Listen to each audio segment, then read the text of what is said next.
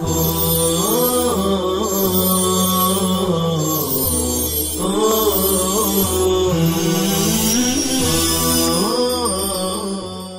اللہ الرحمن الرحیم الحمدللہ رب العالمین والصلاة والسلام علی سید الانبیاء والمرسلین محمد وعلی آلہ واصحابہ اجمعین اما بعد۔ عزیز طلبہ کرام، حروف جارہ کی بحث چل رہی ہے۔ حروف جارہ میں سے ایک حرف عن ہے، وعن للمجاوزۃ نحو رمیت السہم عن القوس الی الصید، اور عن مجاوزت کے لیے آتا ہے جیسے رمیت السہم میں نے تیر پھینکا، عن القوس کمان سے، الی الصید شکار کی طرف۔ رمیت السہم تیر پھینکنا کمان سے ہوا شکار کی طرف۔ اس میں آپ دیکھیے کہ عن مجاوزت کے معنی میں، مجاوزت کا مطلب ہے لفظی معنی، لغوی معنی اس کے آتے ہیں حد تجاوز کرنا، گزرنا۔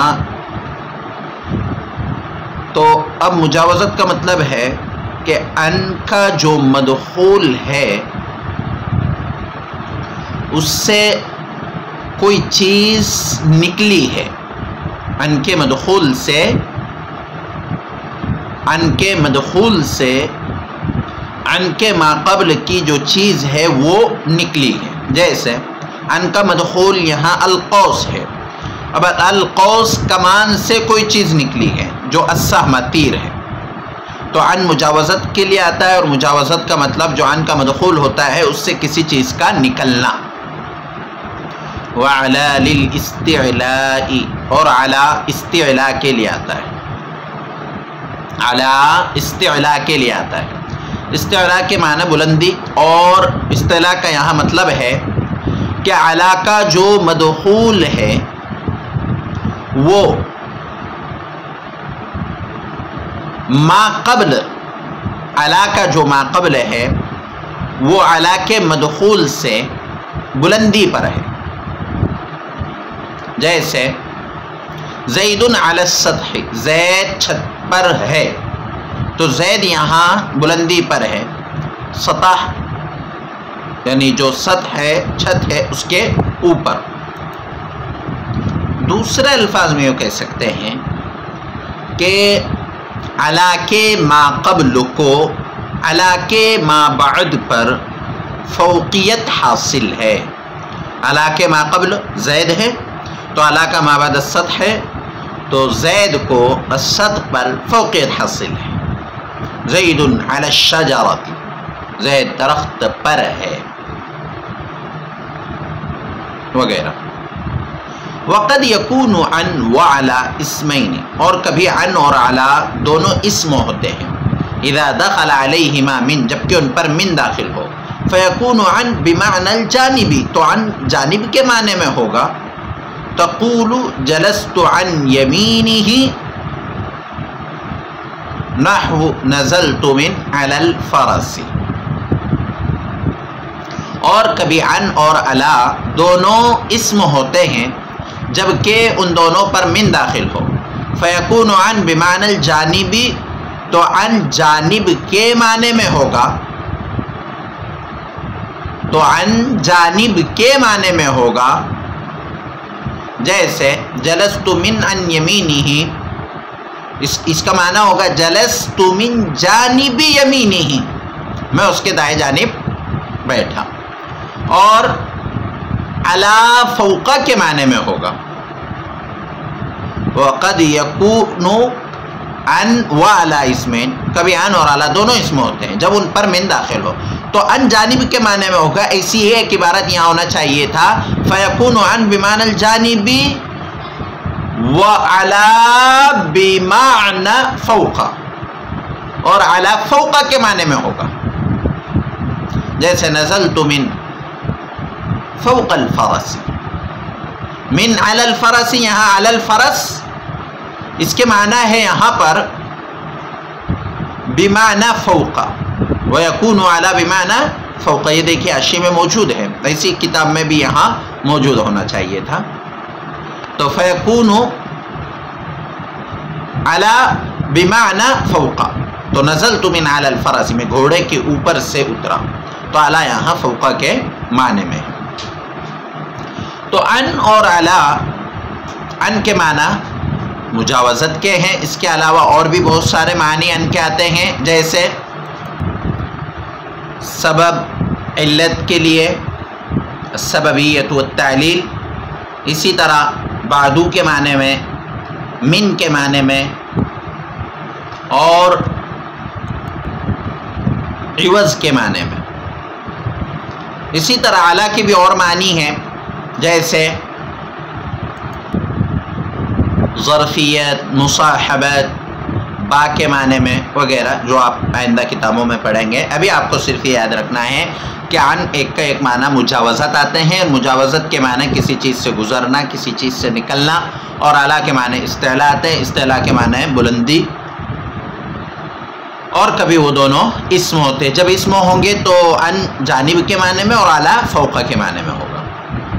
والکاف للتشبیہ، اور کاف تشبیہ کے لیے آتا ہے. والکاف للتشبیہ، اور کاف تشبیہ کے لیے آتا ہے، یعنی ایک چیز کو دوسری چیز کے ساتھ مشابہت بتلانے کے لیے. جیسے زید کعمر، زید عمر کی طرح ہے. زید کعمر، زید عمر کی طرح ہے، یعنی زید میں کوئی ایک ایسی چیز ہے جو عمر میں بھی ہے.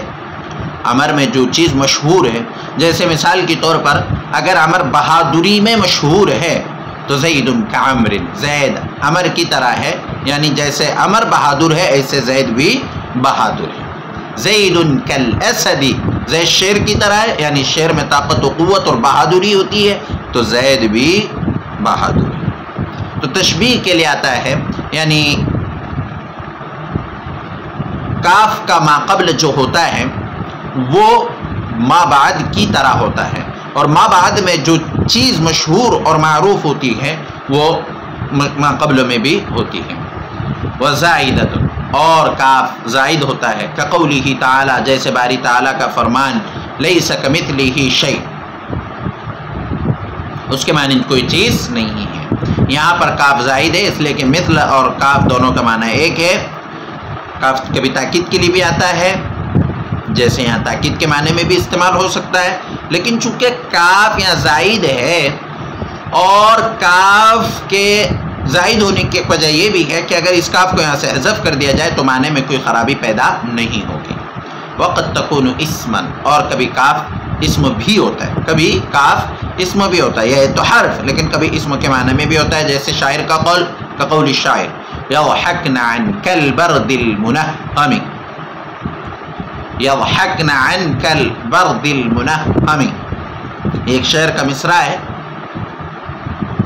یضحکن، وہ ہنس رہی ہے، عنک البرد المنہم، پگھلے ہوئے اولے کی طرح، وہ ہنس رہی ہے پگھلے ہوئے اولے کی طرح. یعنی شاعر اس شعر میں کہنا چاہ رہا ہے کہ جب وہ ہنستی ہے تو ایسا لگتا ہے جیسے کہ اس کے دانت ایسے ظاہر ہوتے ہیں، ایسے نمودار ہوتے ہیں جیسے پگھلے ہوئے اولے کے معنی. بہرحال ہمارا محل استشہاد یہاں یہ ہے کہ یہ جو کاف ہے یہ اسم ہے، اس لیے کہ اس پر عین حرف جر داخل ہے. ومذ للزمان، حروف جارہ میں سے ایک مذ ہے اور دوسرے منذ ہے، زمان کے لیے آتے ہیں. مذ ومنذ للزمان، مذ اور منذ زمان کے لیے آتے ہیں. اما للابتداء فی الماضی، یا تو ابتدا کے لیے ماضی میں، جیسے کہ کما تقول فی شعبان، جیسا کہ اب شعبان میں کہیں گے ما رأیتہ مدرجبا، میں نے اس کو رجب سے نہیں دیکھا. وللظرفیۃ فی الحاضر، اور ظرفیت کے لیے آتے ہیں حال میں، جیسے ما رأیتہ مذ شہرنا ومنذ یومنا، میں نے اس کو نہیں دیکھا ہمارے مہینے میں یا ہمارے دن میں، فی شہرنا و فی یومنا. اب دیکھیے، ایک ہے مذ، یہ بھی حرف جر ہے، اور دوسرا ہے منذ، یہ بھی حرف جر ہے. دونوں زمان کے لیے آتے ہیں. اب زمان میں ایک آتا ہے ماضی کے لیے اور ایک آتا ہے حال کے لیے، یعنی مذ اور منذ دونوں زمان کے لیے آتے ہیں، لیکن دونوں یا تو ابتدا کے لیے آئیں گے ماضی میں، اور دوسرے دونوں آئیں گے ظرفیت کے لیے حال میں. جیسے مثال کے طور پر اگر یوں کہنا ہو ابتدا سے، جیسے ما رأیتہ مذ رجب، میں نے اس کو رجب سے نہیں دیکھا، یعنی میرے اس کو نہ دیکھنے کی ابتدائی مدت رجب ہے۔ اور ظرفیت کے لیے بھی آتے ہیں، ظرفیت کے لیے حاضر میں جیسے ما رأیتہ مذ شہرنا، میں نے اس کو نہیں دیکھا ہمارے مہینے سے، یعنی اس مہینے میں نے اس کو نہیں دیکھا۔ تو یہ حال۔ اب کیسے پہچانیں گے کہ یہ ابتدا کے لیے ہے ماضی میں یا ظرفیت کے لیے ہے حال میں؟ تو اس کا طریقہ جاننے کا یہ ہے کہ آپ دیکھیے، تو یہ دیکھا جائے گا کہ اس کے بعد یعنی مذ اور منذ کے بعد اگر کوئی ایسا اسم ہو جو معرفہ ہو اور اس معرفہ سے ماضی مراد ہو تو وہ ابتدا کے لیے آئیں گے ماضی میں، جیسے ما رأیتہ مذ رجب، میں نے اس کو رجب سے نہیں دیکھا، تو رجب اس میں معرفہ ہے اور معرفہ ہونے کے ساتھ چونکہ رجب میں کہہ رہا ہے تو اس کا مطلب شعبان میں کہہ رہا ہے، تو شعبان میں یہ بات اگر کہی جائے گی تو رجب ماضی میں ہی ہوگا، اس لیے کہ رجب پہلے آتا ہے پھر شعبان آتا ہے۔ تو ما رأیتہ مذ رجب، میں نے اس کو رجب سے نہیں دیکھا۔ اور ظرفیت کے لیے آتے ہیں حاضر میں، یعنی جب ما رأیتہ مذ شہرنا کہا جائے تو شہرنا چونکہ یہ ہمارے مہینے میں، تو ہمارے مہینے میں یہ بھی اس میں معرفہ ہے لیکن اس سے حال مراد ہے، اس لیے کہ وہ ابھی کہہ رہا ہے تو حال مراد ہے، تو اب یہ ظرفیت کے لیے آئیں گے حال میں۔ تو ما رأیتہ مذ رجب میں ابتدائی ماضی کے لیے ہے کہ میں نے اس کو کب سے نہیں دیکھا، اس کا جواب ہے، اور ظرفیت کے لیے ما رأیتہ مذ شہرنا، میرے پورے دیکھنے کی ابتدائی مدت نہیں بلکہ پورے دیکھنے کی مدت کیا ہے وہ بتلا رہا ہے کہ میں نے اس کو ہمارے اس مہینے میں نہیں دیکھا۔ ما رأیتہ مذ رجب میں من کے معنی میں ہوگا، من کی طرح جیسے ابتدا بتلانے کے لیے آتا ہے من، اور ما رأیتہ مذ شہرنا یہاں پر فی کے معنی میں ہوگا جیسے کہ فی ظرفیت کے لیے آتا ہے۔ وخلا وعدا وحاشا للاستثناء، خلا عدا حاشا یہ بھی حروف جارہ میں سے ہیں اور استثناء کے لیے آتے ہیں، جیسے جاءنی القوم خلا زید، میرے پاس قوم آئی سوائے زید کے، وحاشا عمر سوائے عمر کے، وعدا بکر اور بکر کے علاوہ، یعنی میرے پاس قوم آئی خلا حاشا عدا، اس کے ذریعے سے تینوں سے استثناء ہو رہا ہے، تو یہ خلا عدا حاشا یہ بھی حروف جارہ میں سے ہیں۔ تو یہ حروف جارہ کی مکمل بحث ہم نے آج پڑھ لیے ہیں۔ سوالات دیکھ لیجئے۔ سوال نمبر 1، ان اور علا کے، علا کس معنی کے لیے آتے ہیں؟ ان اور علا کس معنی کے لیے آتے ہیں؟ ماں مثال بیان کیجیے۔ کیا ان اور علا دونوں اسم ہوتے ہیں؟ اگر ہاں تو وہ کون سے اسم کے معنی میں ہوں گے؟ سوال نمبر 3، کاف تشبیہ کے لیے آتا ہے تو تشبیہ کا کیا مطلب ہے؟ مذ منذ کس معنی کے لیے آتے ہیں؟ اور ابتداء ماضی کے لیے اگر آئے تو اس کی کیا علامت ہے، اور اگر حال کے لیے آئے تو اس کی کیا علامت ہے؟ خلا عدا اور حاشا کے معنی بیان کیجیے۔